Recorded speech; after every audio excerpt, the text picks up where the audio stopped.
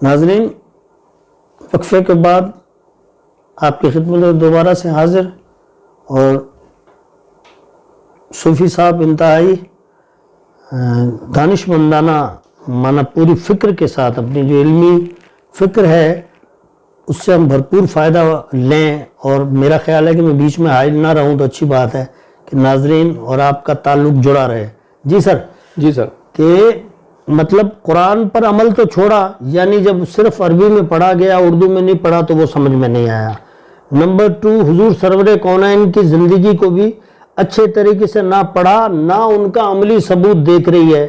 ہر generation کے models ملنا بہت کم ہو گئے ہیں کہ وہی، یعنی چاہے ہمارے صوفی اعظم کی طرف سے ہوں یا جو چاروں سلسلے ہیں ہمارے، ان کے جو بھی پیر ہیں وہ اپنے مریدوں کو ہاتھ ملانا تو کیا نیچے بٹھاتے ہیں۔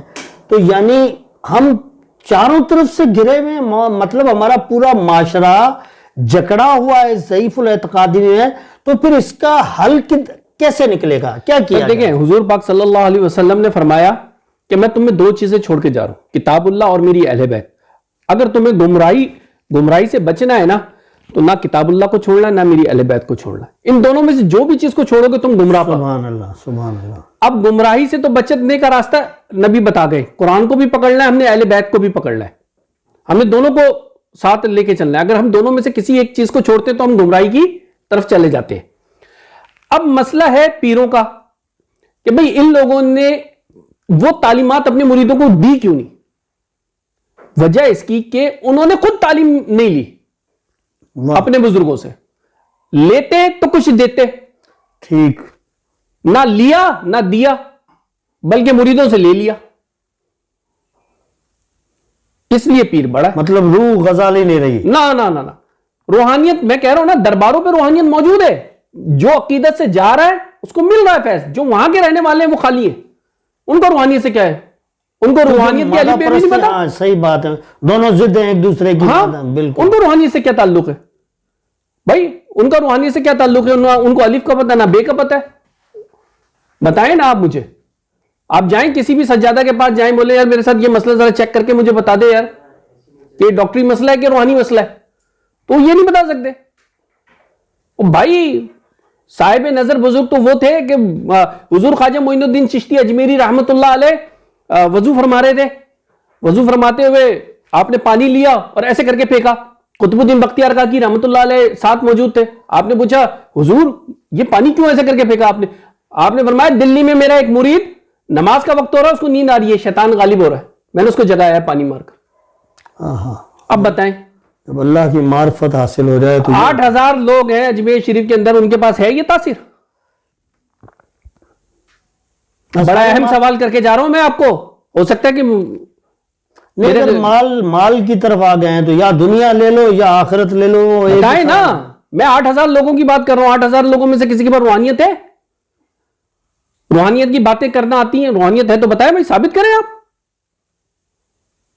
نہیں نظر آتی ہیں، نہیں نظر آتی نا، وہ وجہ اس کی یہ کہ انہوں نے وہ تعلیمات نہیں لی۔ مادی ڈاکٹرز بنے ہوئے ہیں، بالکل اتنا پیکیج ہوگا، جیسے کہ یہ جن آ گیا، بالکل یہ آ گیا، جیسے آپ پہ تعویذ کروا دیے، آپ پہ گنڈے کروا دیے گئے۔ نا روحانیت سے خالی ہے۔ اچھا دوسرا یہ ہے کہ جیسے ایک مولوی نے جمعے والے دن خطبہ کرنا ہے نا، اس نے اپنی مقاصد کی حدیثوں کو لینا ہے اور لوگوں تک پہنچانی ہے، وہ حدیثیں اس نے نہیں بتانی ہے جس سے معاشرے میں کچھ تبدیلی آئے، وہ حدیث اس نے نہیں بتانی ہے کہ حضرت عمر سے خطبے کے ٹائم پہ ہی روک لیا، پہلے اس کا سوال جواب دے مجھے، یہ خمیس کہاں سے آئی ہے؟ یہ مولوی کیوں دے گا؟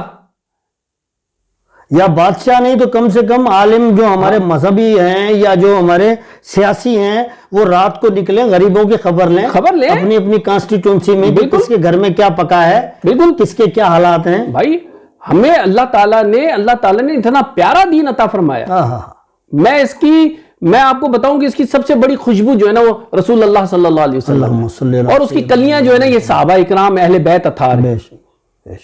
اب ان سے ہم محروم ہوتے جا رہے ہیں، اس لیے کہ ہم اپنے بچے کو وہ بتا ہی نہیں رہے کہ ہمارے اسلامی ہیرو کون ہیں، ہمارے اسلامی ہیرو کے متعلق بتاؤ کہ حضرت عمر فاروق رضی اللہ تعالیٰ نے فلاں چیزیں فتح کی ہیں، رہن سہن کیسا تھا، رہن سہن کیسا تھا، وہ کیسے فاتح رہے، حضرت علی کرم اللہ وجہہ نے خیبر کو کیسے لڑا۔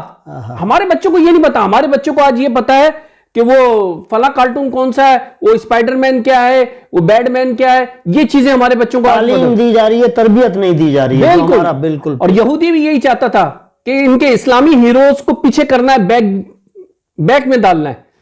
ان کے بچوں کو ہم نے اپنا جو ہمارے جو بنائے ہوئے ہیرو ہیں نا وہ ہم نے ان کو سمجھا دے, اور آج بچہ وہی سمجھ رہا ہے.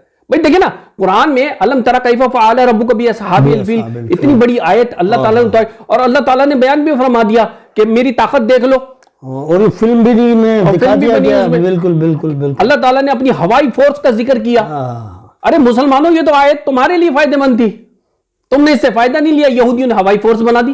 وہ کہتے ہیں یہ تو بہت اچھی تحقیق کرتے رہے, ہم تقلید کرتے رہے, بس یہی ہوا. ہم محل بناتے رہے, ہم تاج محل بناتے رہے, ہم فلاں محل بناتے رہے. انہوں نے آکسفورڈ اسکول قائم کیا, دیکھیں اسی دور کے اندر, یہ بڑی تاریخی بات ہے. تو یہ چیزیں ان کو تھوڑا سا معاشرے میں ہمیں صحیح کرنا پڑے گا, اور اس کے اندر سب سے بڑا عمل خانقاہ کا ہونا چاہیے. جتنے بھی پیر عظما بیٹھے ہوئے مشائخ ہیں, میں کسی کی برائی نہیں کرنا چاہتا, میں یہ کہنا چاہتا ہوں جو تمہارے پاس مرید آ رہا ہے نا اس کو اتنی تعلیم دے دو, اتنا فیض تو دے دو کہ وہ کم از کم بیچارہ سرخرور ہے. آخری سوال, بہت سارا حاصل گفتگو کی آپ نے.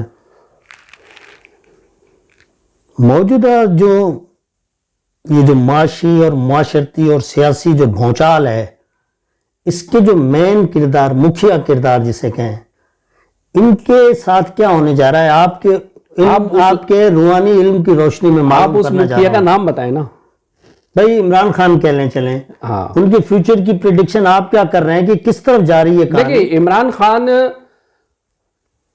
قبر کھد گئی ہے, جانے کی تیاری کر لیں. کیا آپ کا مطلب ایک اندازہ ہے؟ بالکل اندازہ نہیں ہے, میں بتا رہا ہوں یہ 16 جون کے بعد عمران خان کے لیے. ناظرین یہ تو انہوں نے بہت بڑی پریڈکشن کی ہے جی.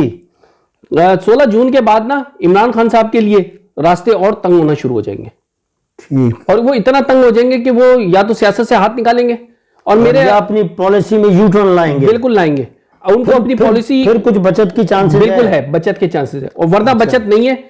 ورنہ 16 جون کے بعد اگر یہ سینگ پھنسا کے ہی رکھیں گے تو بالکل پھنسائیں گے, تو مطلب اس کے نتائج بڑے خراب نکلیں گے ان کی ذات. بالکل خراب نکلیں گے. اور تحریک انصاف کو میں یہ تھوڑا سا مشورہ دے دوں کہ جو غلطیاں ہو گئی ہیں باپ معاف کر دیتے ہیں اولادوں کو, معافی مانگ لیں تو اچھا ہے. ملک کی جو خانہ جنگی کی طرف جا رہا ہے اس سے بچ جائے گا. مایوسی کی کہ عالم سے تو قوم باہر نکلے نا. ہاں اب آپ مایوسی کی کیفیت سے قوم باہر نکلے. بالکل یہ تو نہیں کہ ہمارے ہیرو پہ آپ چپلے مارے اور آپ ان کو بہت برا ہوا. 9 مئی کو اس طریقے سے نہیں کرنا چاہیے تھا. اور میں یہ سمجھتا ہوں کہ 9 مئی کا جو پروگرام ہوا ہے یہ باقاعدہ ایک پلان کے تحت ہوا ہے. نہیں اس میں انٹرنیشنل اس موضوع پہ پھر ہم کبھی اور. بالکل آج کا ٹائم ناظرین ختم ہوتا ہے. آپ نے گفتگو سنی صاحبزادہ عظیم چشتی صاحب کی, خود ایک اسکالر بھی ہیں ایک طرح کا. میں تو سمجھتا ہوں کہ جو سائنٹیفک نالج اور سچائی کے اتنے قریب پہنچ چکے ہیں, اور میں ان کا مشکور رہوں گا کہ یہ دوبارہ بھی اگر ہمارے پاس ہمارے پروگرام میں ہمارے اس چینل کو رونق بخشیں. آج آپ نے ہمیں وقت اپنا قیمتی عطا کیا, انتہائی مشکور ہوں آپ کا. اور ناظرین اسی کے ساتھ اپنے پروگرام سے اجازت چاہتا ہوں. السلام علیکم.